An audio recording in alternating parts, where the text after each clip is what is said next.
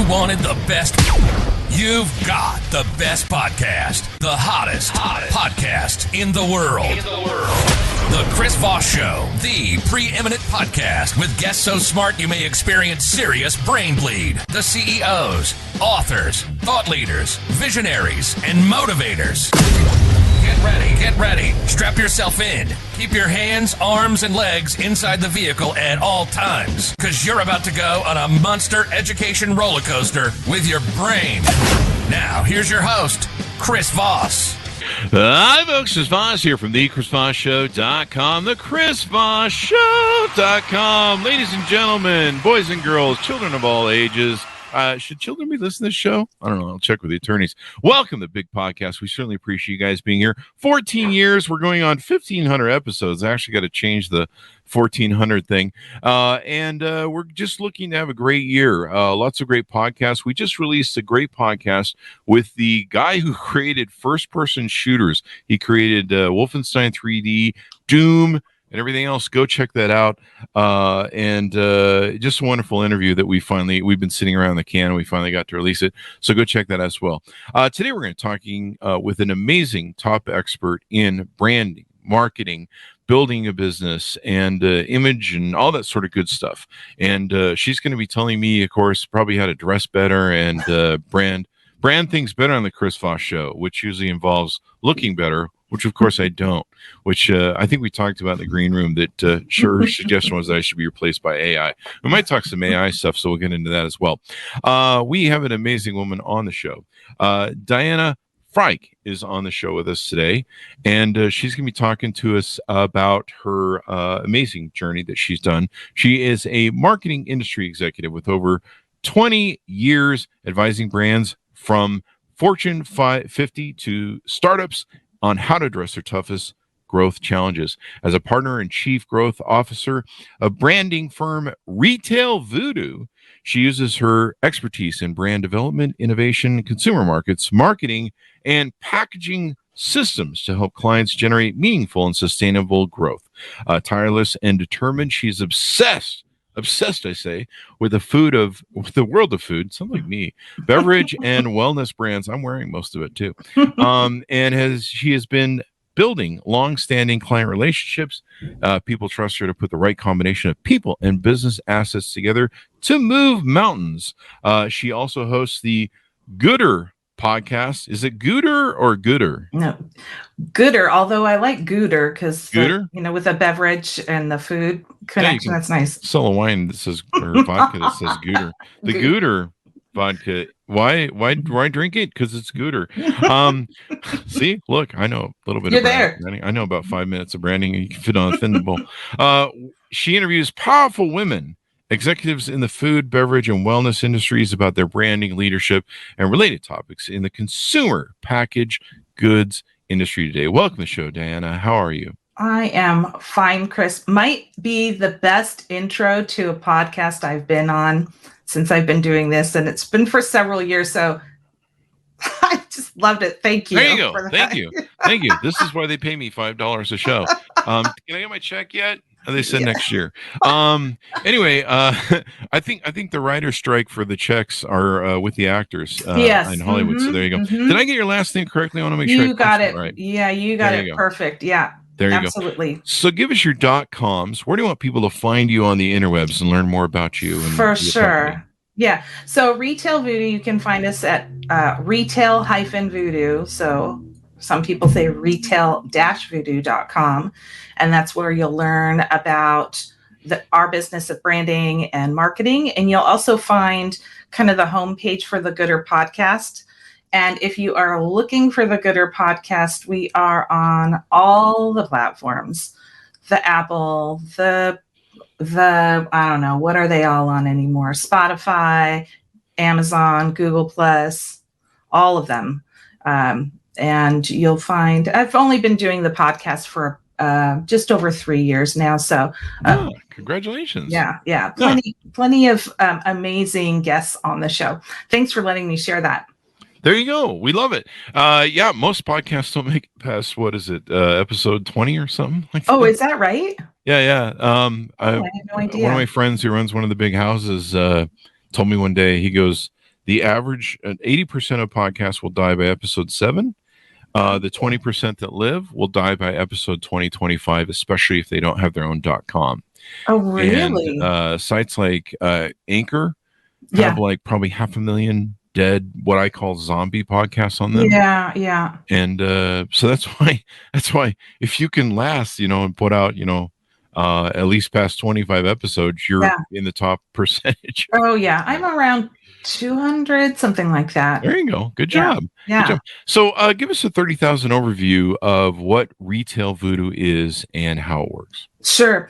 So Retail Voodoo, we're a branding firm, and branding is a super slippery word right now because it could mean a number of things. So branding is not just graphic design, but it is also, in our world, what we call strategic marketing. So when you're building a brand, it's all of those elements of, we call it North Star and business development. So target audience, what do you stand for? What are your mission, vision, values? All of those elements that you want to pull together to make sure that when you get to design and marketing and all of those other kind of activities, that you're all in alignment and that you're creating materials and design elements that are all pointed to the same part of the business. So it doesn't come across sort of disjointed or confusing out for the marketplace, if that makes any sense at all.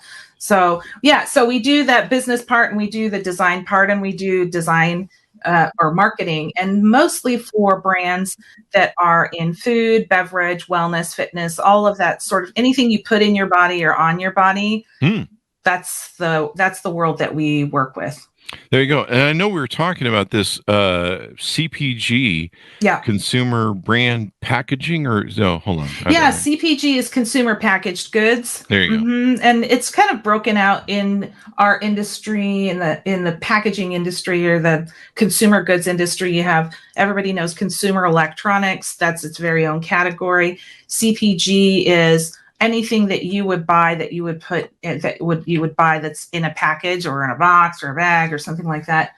And then it's delineated between fast moving consumer goods. So anything that you would purchase weekly or monthly, like groceries or shampoo. And then there's hard goods and soft goods like clothing and water skis and, luggage and that sort of thing. There you go. So how did you get into this business? And then we'll get into some of the details with advice on branding and stuff that people can use. Really? Yeah, that's a really crazy story. So let's see. When I first was in the industry, I was just a marketing generalist. And then decided... Not a marketing generalist. A generalist. So I know. Clutches my so that means I did a little bit of everything for... I was working at an insurance company at the time, which was a really great company to work for, but not exciting business unless you're really into finance. And there are people that are really into finance, and that's not me, but it's okay. Then I started dabbling around and jumping around, and I went to work for .com at one point. This is in 2000. And then the .com, those of us that are old enough to remember this, there was a .com crash. Really? Yes. Never heard of it. Never heard of it. I'm pretty young. Yeah. And I lost my job, and I was scrambling and decided to jump into sales, which was not something I knew. Working for a company that sold commercial paper, really it went from boring to kind of boring, outside the .com. The .com was very fun and exciting. But was it done for a very similar format? Absolutely. Dunder Mifflin, something like that. But along that journey, I had made a pit stop at a small graphic design firm and had called Workhouse, which doesn't exist anymore. We were doing a lot of .com, but somehow our owners managed to get a project working for Jane Goodall. And I wasn't responsible. I was responsible for manufacturing the products that the designers came up with for her brand. In 1999, the internet was super, super, super, like those of you that don't know this, before there was the internet, there was a lot of paper being used for pretty much everything. The internet was very, very young. And my job was to create all of the marketing materials that you can easily access now digitally. And Jane Goodall came into our offices and she told me, because I was responsible for manufacturing everything, we had a one-on-one conversation where she said I was to make sure that everything that was produced had was not detrimental to the planet, paid fair wages, all the things that kind of like this green movement is right now that is very common, did not exist back then.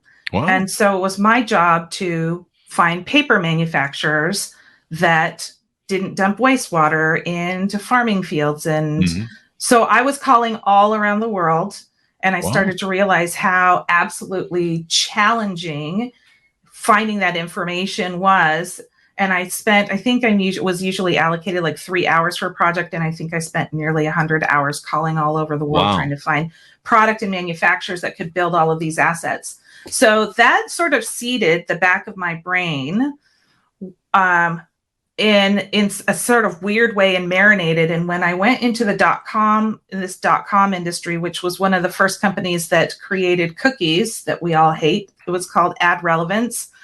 And our job was to, we were the first company out there that created cookies for brands to own and plant on our computers. So you can the cookies from the computer. Yeah. Yeah. So you guys can blame me for that one too. Although I was not the tech person. I was a marketing person at the time. She didn't know the company. Don't blame her. No, we called it spiders at the time. It was they would call them spiders at the time because they crawled the World Wide Web. Crawled the web. Yeah.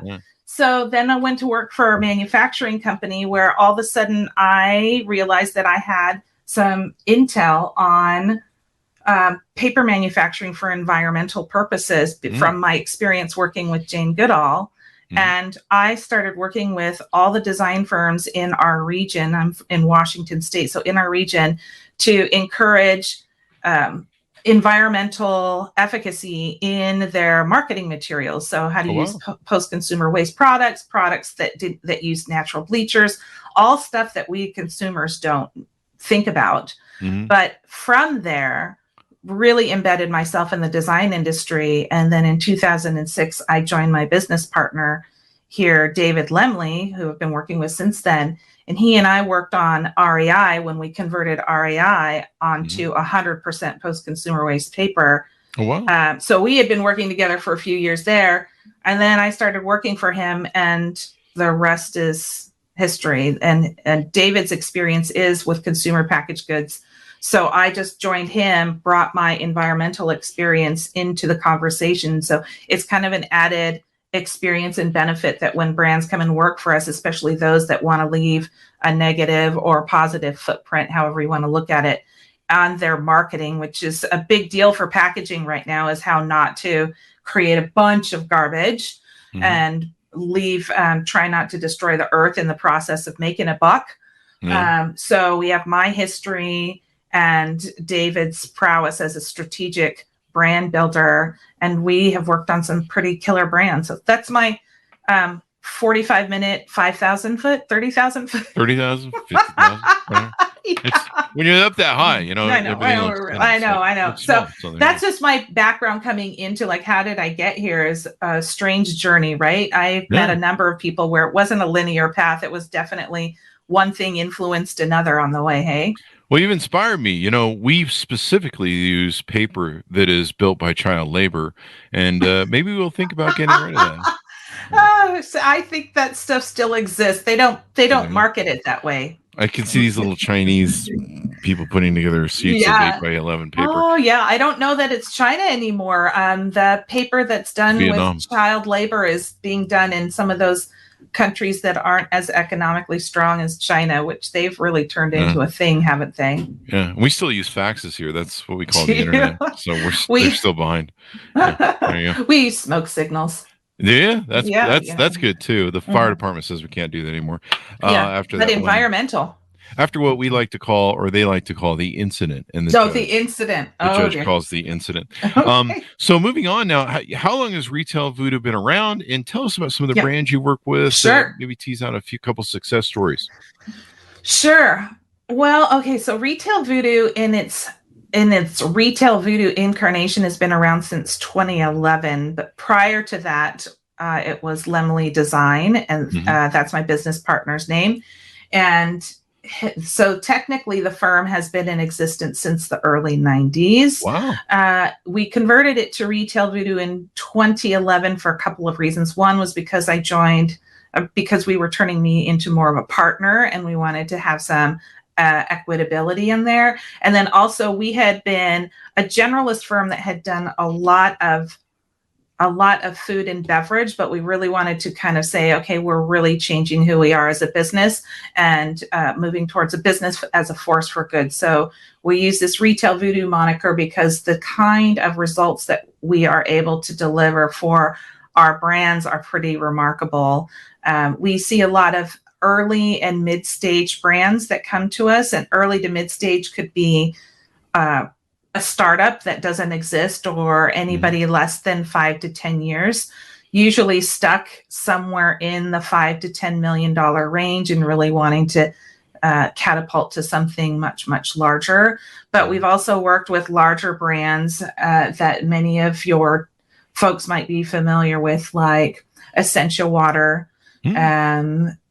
Russell Stover, are on the more recent side, on the larger brands, but also retailers like West Marine and REI. We've worked with Starbucks, we've worked with PepsiCo, and then some of the smaller kind of fun brands that are really, really growing right now. Lesser Evil, a fun brand that I like to point out is we've rebranded and basically developed a brand that maybe many of you have not even heard of, because they just relaunched this year under a new name in March, called Henrietta Said. It's a snacking brand. It's peanut snacks that's buffalo mix flavored. So ancho chili and some really yummy flavors. But they launched in March, and by May met their annual sales goals. Wow. So those are the sorts of results that the brands come to us expect, is exceeding sales goals, sales velocity, and also sales margin, which in layman's term means we sold more product, and the company made more money per product than they had been in the past, or than they had expected.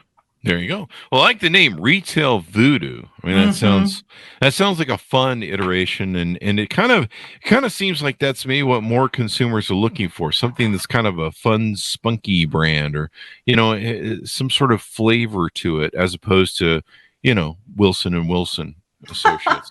Well, I think it really depends on who you are. So, for example, if you're a PepsiCo or a Walmart, which we've worked with in the past, they typically come to us when they're wanting to do something different than what their current agencies are doing. So when you're a brand and you're a multi-billion-dollar brand or multi-million-dollar brand, where a 1% growth or 1% loss is in the millions of dollars, you tend to make more safer decisions, or less risky. I'm going to call them risky decisions.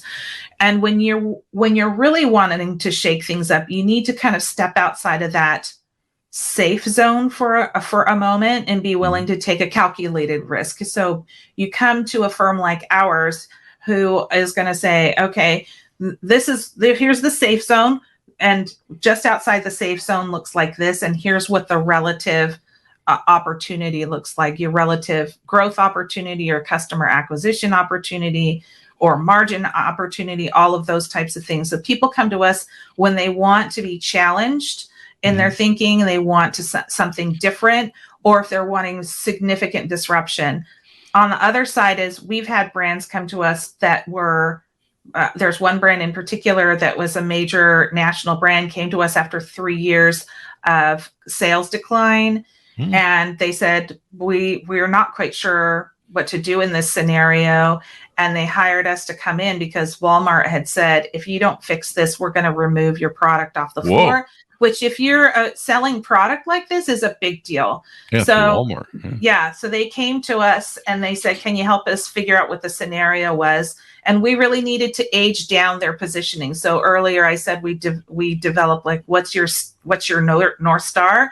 We call that positioning in technical terms. So we had to age down their North Star. They had been technically marketing to older Americans. And what we found was that opportunity was saturated, and older Americans meant also less virality. There's social media there's no potential growth. So we had to take their positioning and age it down to an audience that was at the time younger millennials who really wanted access to the product, but they didn't want to buy something that looked like something their grandmother would purchase, right? So it was a matter of like, okay, well, who are we talking to? Why do they buy? What is it? What's important to them? And then build that opportunity, and then use our design language and our marketing language in such a way that it would not only deliver on the messaging that we had created in the positioning, this North Star, but then also resonate and turn into sales. And within 1 year time, they had recovered 3 years of sales decline, and they were in the number one position in all what we call KPIs, basically everything that you would measure possible sales. They had gone to number one. So we were able to revitalize that brand by just redefining the audience and then designing a language system for them that worked for them. Does that make sense? That totally does. And so basically by rebranding and re-imaging, perhaps they're rebranding their image to a more younger, maybe hipper audience, they were able to turn their sales around. Do I have that correct? No, that's exactly what happened.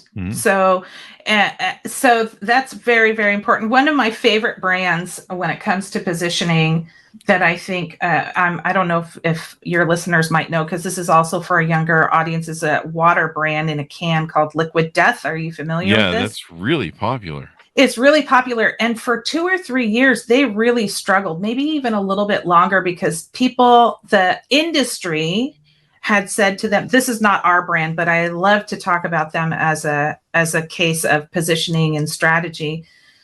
People within the industry said, nobody's going to buy water in a can. That's just not going to happen. And then one of their marketers, and I give this to their founder, who is a marketer as well, said, let's double down on the fact that aluminum is recyclable, and we're going to go after this whole environmental play. So Liquid Death is basically water, and it stands for the death to plastic. And all of their brand positioning, if you go onto their website and you look at their videos, it's very edgy, because Generation X and younger millennials are very self-conscious about their environmental footprint and all of the elements of the generations before them and the damage that's been done in their mind.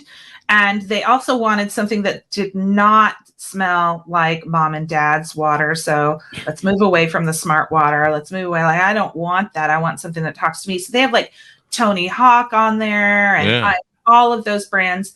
And the minute they started to talk about this environmental footprint and its alignment, their North Star around Liquid Death and death to plastic, and then they started using all of these viral video techniques that really spoke to this younger audience, that brand took off. So rather than trying to be this water in a can for everybody, they said, our positioning is going to be for this younger audience.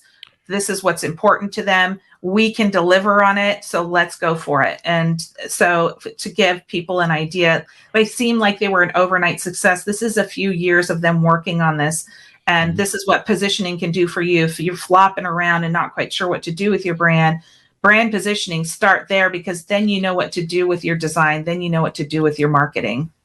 That's pretty brilliant. And the cans are really cool to look at. Totally. Kind of like a tattooish sort of lookish design. What's funny is for longest time, and I'm not hip or cool, so I'm just some old guy. I don't believe that, Chris. I'm now. Clint Eastwood on the lawn going, get off my lawn with the hose. I reached that point. And so, do you have a cane yet?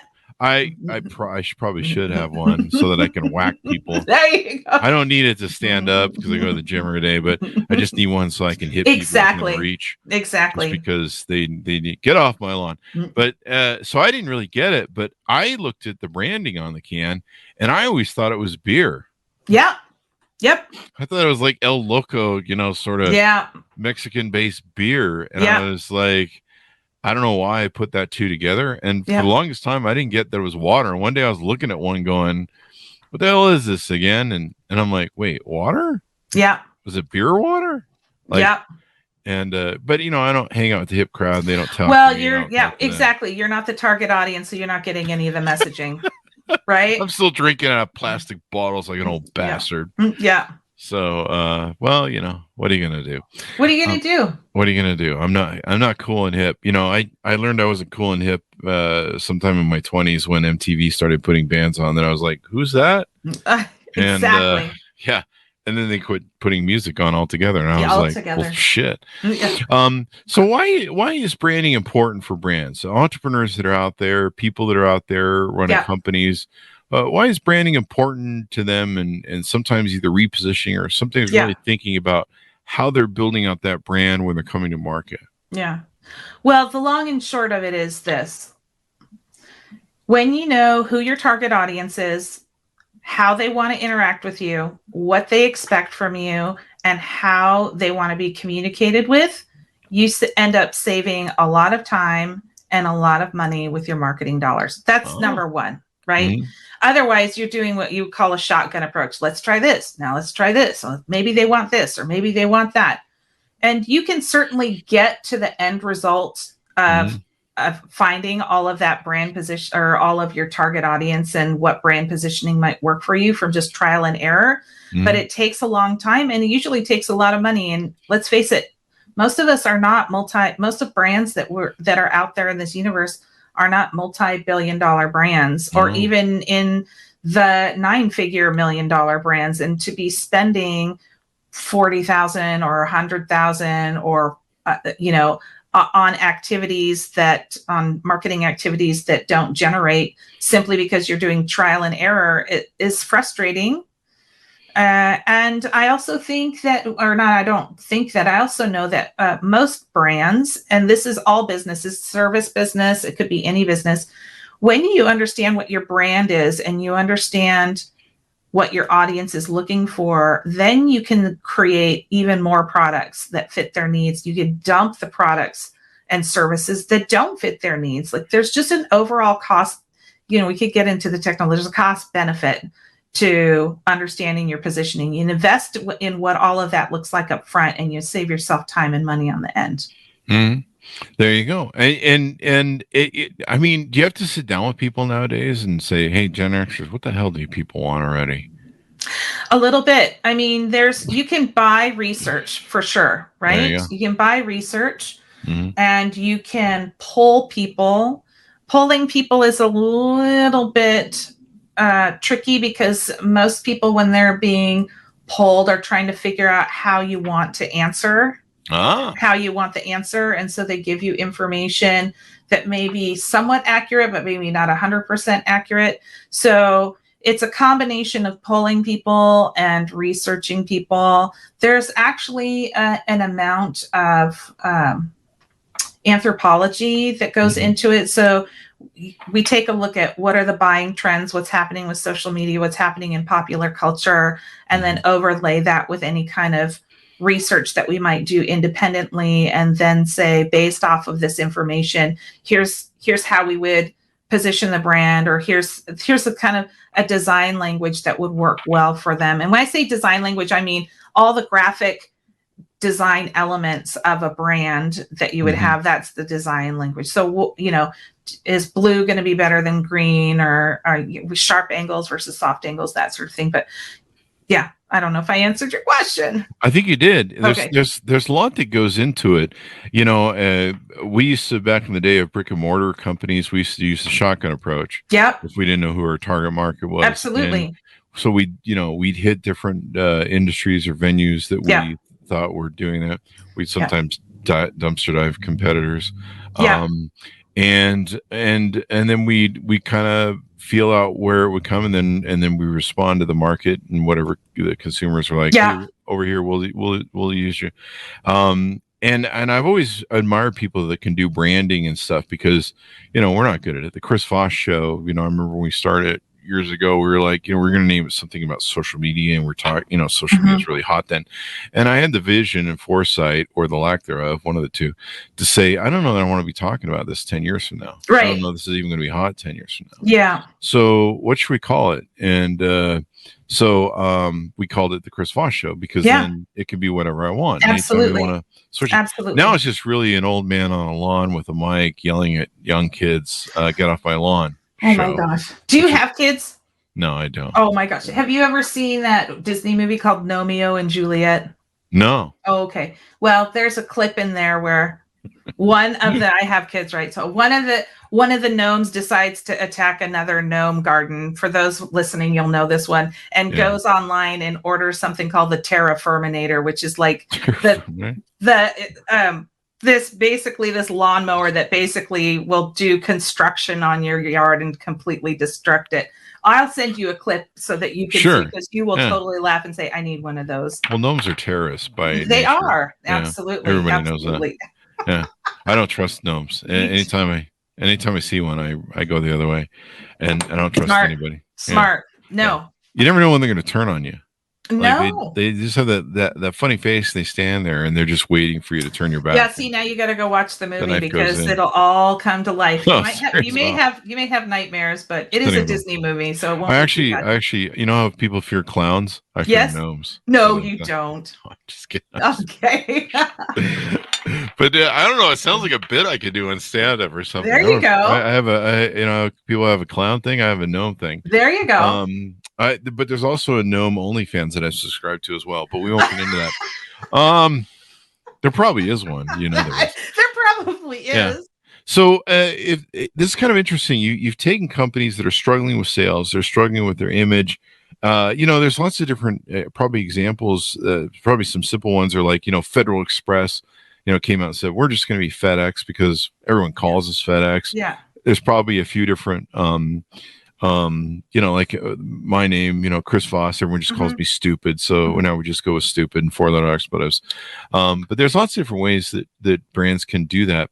And so why is it important to hire an agency like yours to try and figure out a way to maybe get out of the box, or whatever the case is, to try and figure out a new way to rebrand? Well, it really depends on what your end goal is. So I want to go on the record of saying that not everybody that comes to us is struggling. There are many brands that are doing quite well and trying to figure out, how can I do better? Or setting themselves up for what's really popular with small to mid-sized brands right now is creating a brand that they can exit with. And exit means that they can sell for a lot of money. And so they'll look to us to create something with incredible value. So why is it that you would go with a branding firm, particularly if you're in CPG? Why would you go with a firm with a CPG expertise? Or if you're in medical industry, why would you go to somebody with medical expertise?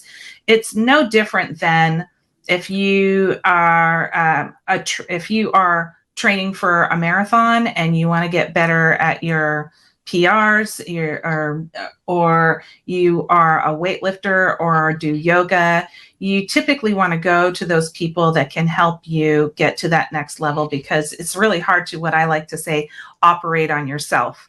You can get to a certain level, but what you can't see or what you don't know about the marketplace, or it could be hindering you in whatever your end goal is. So you want to come to somebody that's been doing this for brand over brand over brand over brand, because we bring continual upgraded expertise. Not only do we do brand work, but on our end, we're constantly educating ourselves. And that's a question that I would also recommend, that when you're working with any expert, whether it's a CPA or branding firm, just find out, how do you guys stay on top of trends? How do you guys make sure you're implementing something that is 2023 looking forward, not something that you've been doing since 1989 or whenever.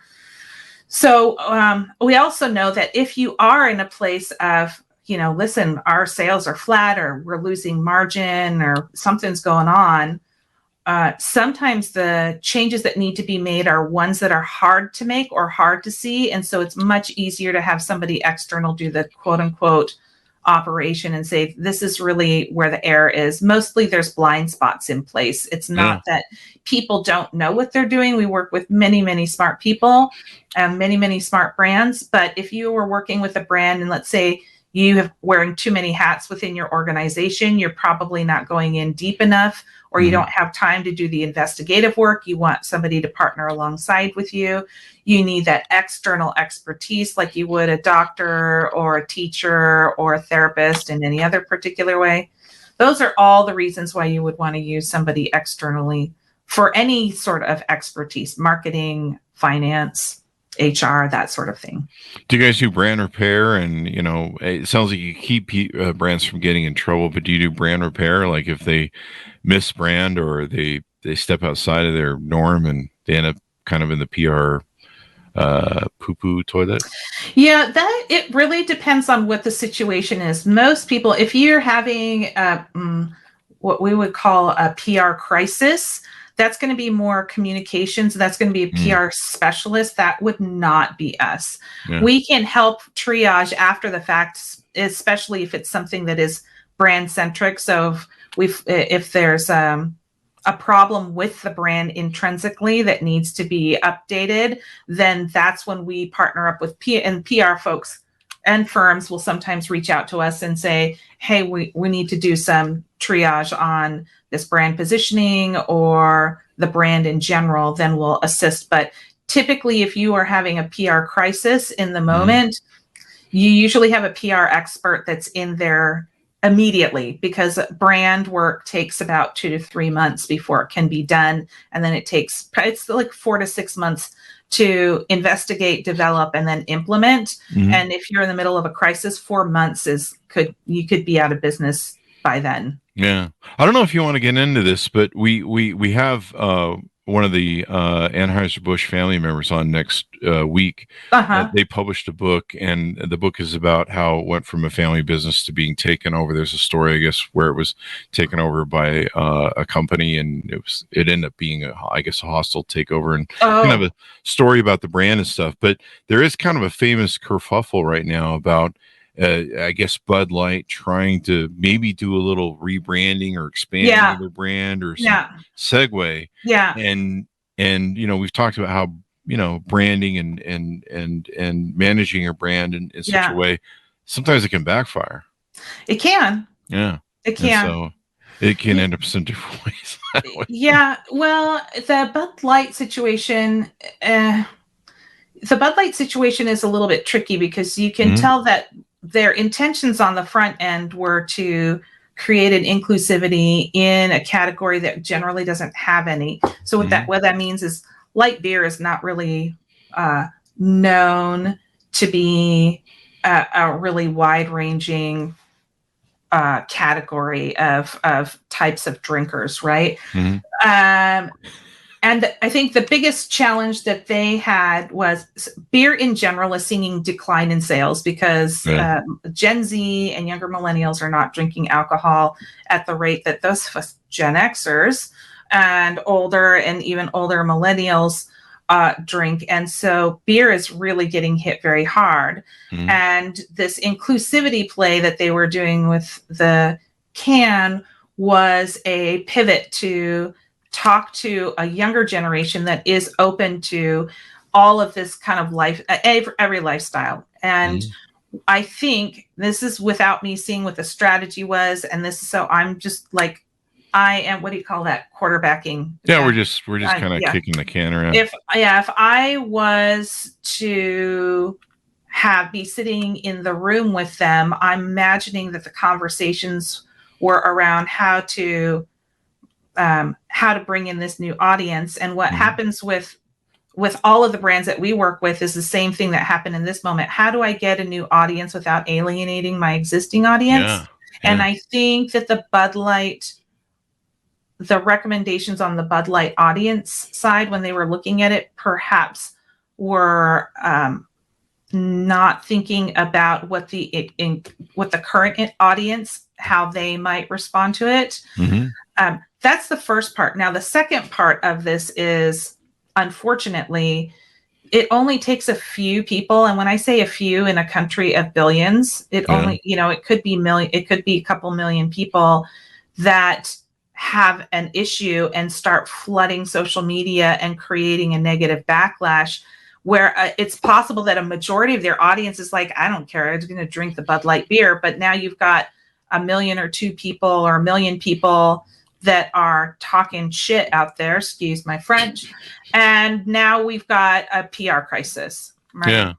And the unfortunate component is the influencer that Bud Light used was caught in the crosshairs. And I am not sure that that person was supported when all the shit went down. So there's a number of things that happened there.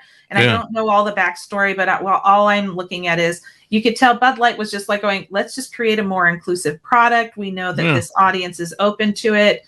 Oh crap, these people are totally against this. Bud Light did exactly what they should have done from a business standpoint, is they tried to see if they could keep that campaign going. And once they realized it wasn't going to fly, they abandoned it and moved back to some more traditional the traditional marketing. I don't know that they've recovered that audience yet. It's possible. Or the business for that matter. Right. Yeah. Right. Yeah. And evidently they haven't. Yeah. And it's the same beer. It's just, for me, it's just like, it's light beer, for hell's sakes. Who drinks that crap? Like I was just like, there are people drinking light beer? Well, Nice. Anyway, I'm probably going to lose my light beer on. You might. I just was like, I personally was a little bit shocked about the violence that was demonstrated on social media. Yeah, like people shooting their beers. Like, if you don't if you don't like the beer, don't buy it. Yeah, just end of story. Done. Wasting good beer. I mean, I used to drink, and wasting good beer, that seems like a heresy in and of itself. There's a lot to that whole kerfuffle, and it seems like it's going to be written about in business books from years to come, because a lot of beer brands have embraced or you said, we're acceptance of being inclusive and the LGBTQ community. Yeah. And how they responded to it, where they just kind of went blackout with not saying anything for like 30 or 60 days. One thing that was interesting to me was I found it offensive, actually, as a man, was the young lady who was one of their VPs, and they caught a video of her where she basically just crapped on the people who bought the brand. And she's like, well, it's a frat boy brand, and just the thing men do to get together. And it's time to change all that and throw, fuck that model. Yeah. And that was the whole thing. And I was offended by it. I was like, well, fuck you, man. And I'm very supportive of the LGBTQ community. Yeah. But I was just like, wow, it's like the PGA Tour just saying, fuck people who play golf. We're gonna go with frisbee golf or something. Yeah, it's not a smart idea. And so when we talk about brand positioning, let's circle back to this whole brand positioning thing. If your company does not honestly believe in the audience that got you to where you are, you need to check yourself. So if she genuinely said those things and she meant those things, that to me is an indication of poor leadership, because you cannot discount, regardless of whether you align with the beliefs or the people of the brand. You can't discount the fact that they're the consumer. And if you are not consumer first, your consumers will know right away. And if she's discounted this brand and started targeting a new audience, and then talking publicly about what the former audience is like, that's going to be hard to recover from. And there will probably need to be a little bit more, you'll see more PR as the brand tries to recover their sales and their audience in that regard. You have to respect your consumer and your clients. Otherwise you're going to have a problem. If they feel like you don't respect them, then you got problems. And I think her video was the real impetus. Really? They caught onto they locked into that really clearly. Yeah. because most beer brands have done LGBTQ inclusive In stuff. some way. They've done it in some way. Every Yeah. brand has. Yeah. But, so why did it go? And I think it was just her callous sort of video that they caught, Really? because I saw that right Interesting. away in the thing. And even I was offended. I don't drink light beer. I'll drink Yeah. normal beer. Yeah. I'm a man, damn it. Yeah. I'm not drinking any light beer, and American beer is so awful anyway. But next week we'll have Billy Bush on, and that's not Billy That's Bush pretty great. from Jimmy Carter days. You're right. That's Billy Bush from the Bush Anheuser-Busch. It's going to be interesting. He wrote the book about something else completely with the Interesting. Anheuser-Busch and their family and stuff. Yeah. But it'll be interesting to see his take on how that spun out. Yeah. But the lesson here is branding is important, and honoring your brand and honoring your consumer is important. Absolutely. What else haven't we touched on that we can move on to? Oh man. Well, I don't know how. Packaging, Yeah, I don't know branding. how much of your audience is in the CPG space. But on the packaging front, one of the biggest things. Let's talk a little bit about. We're going to just talk about design here for a moment, and the hot topic of the day, which is this generative AI. Oh, there you go. And its influence in design right now. So one of the biggest things that we are seeing in our industry are startup brands using, well, I'm going to be very, very clear, generative AI versus AI. So AI is something that is technology that we've told the computer to think about and do. And generative AI is kind of this open platform where it's creating from sources out in the universe that it has access to. Incidentally, I don't know if you know this, but there is I don't remember what part of the government is going to be investigating the ChatGPT platform, because something about where and how ChatGPT collects information, whether it's copywritten or not, and uses it as an aggregation tool is something of concern. So I thought that was interesting. But let's talk about AI in the world of marketing and in the world of design. And that is what we use generative AI as a kind of a foundational tool. You cannot create something net new. Like AI takes what's out there and creates an aggregate of what's out there. And if you are looking to create something new that's disruptive, generative AI won't do that. Generative AI will create something that fits whatever is happening out in the marketplace right now. And if you need massive disruption, you can't use something that's already out in the marketplace. So how our team uses generative AI is in two ways. Whether we're looking at writing or design, we have a set of prompts that we like to use to help us kind of create a thinking point. So rather than starting with a blank page, we've got our brand positioning, we've got all of our tools, we know who our target audience is. That's great. Now it's time to do the creative component. We use AI as kind of like what is a blank slate? Where do we start from? Because what generative AI is great at, that humans are not at, is generative AI doesn't have a bias. Oh.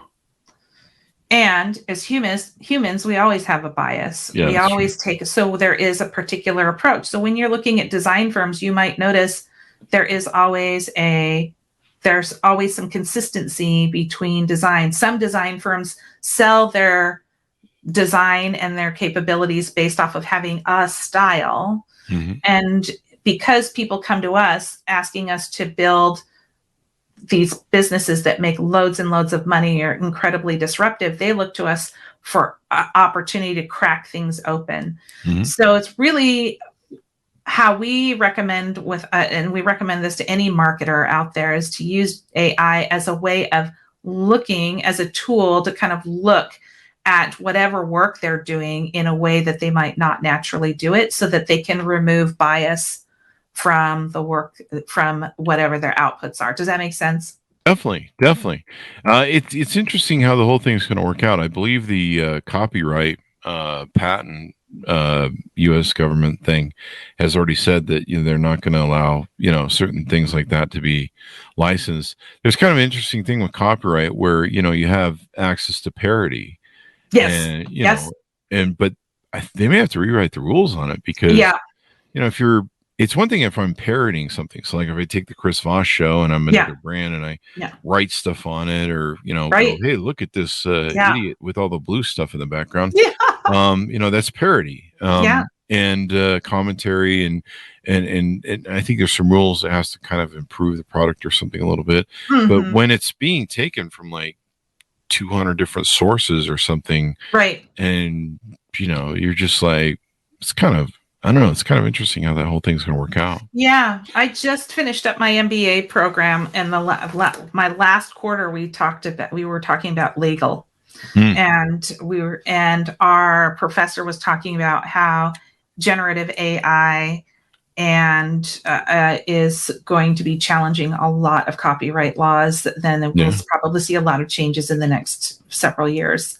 Yeah. And I know some ad agencies and different agencies like yours have banned it because they're worried that they'll pick up other people's work or copyright issues. And really what the essence of what they sell is the individual talent and the skill and their copy that they sell. And that's the hard work of it. And if you're just I don't know, editing whatever's GPT is spitting out, I mean, how much value is in that, really? I don't know. Well, it depends on how you use it, right? Yeah, that's true. For example, like I'll tell you, like we just finished up another packet. We're going to be delivering some concepts to a client.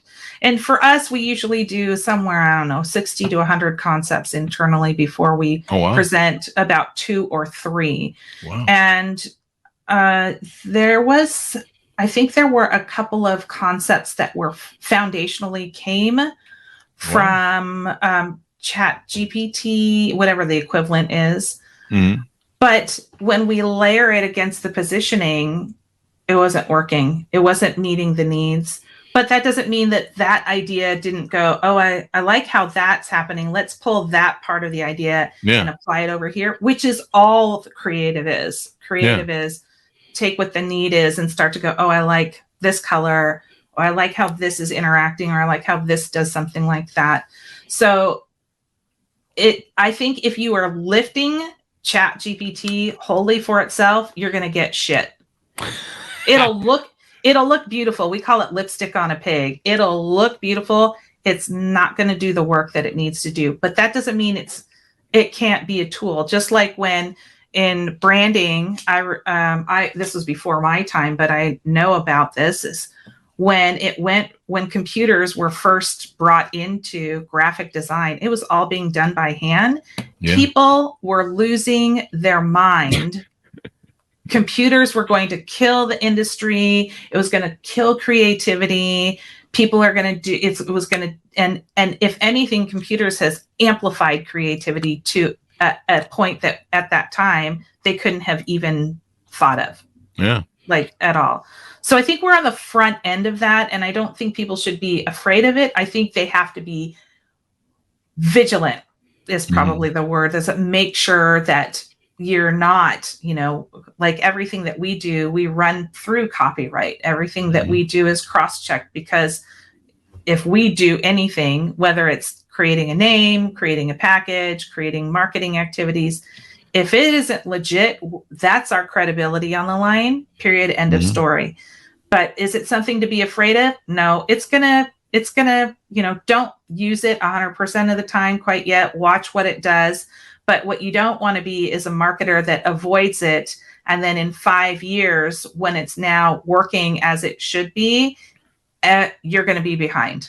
Like you have to start to think about how to incorporate it into, and I think this is going to be true with all businesses.